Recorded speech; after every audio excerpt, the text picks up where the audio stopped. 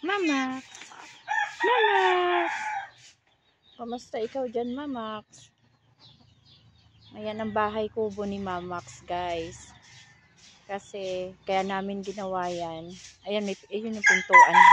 Ayan yung pintuan niya. Kaya ginawa namin ng bahay kubo si Max. Kasi nga, may nang patapon ng pusa dito sa amin. Mamax!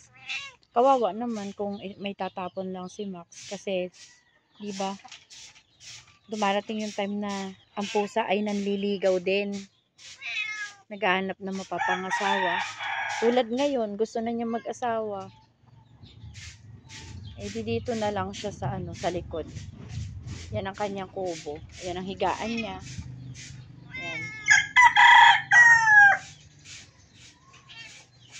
Dito siya sa may likodan.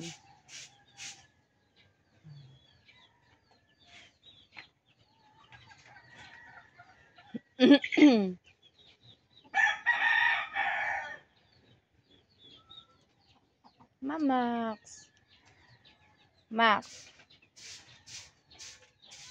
Tapos hindi rin siya pwedeng makawala. Yung pakawala kasi nangangain din siya ng sisiyo ni Daddy. Pinapaliguan ko yan, guys. Kaya lang ngayon, hindi ko napaliguan.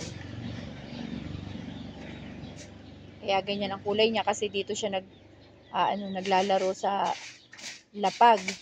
Tapos doon naman siya natutulog sa kanyang higaan. Ayan.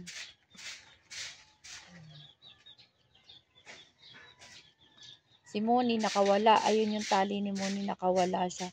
Kasi inaasawa siya ni Mamax. Tumakas siya kay Mamax.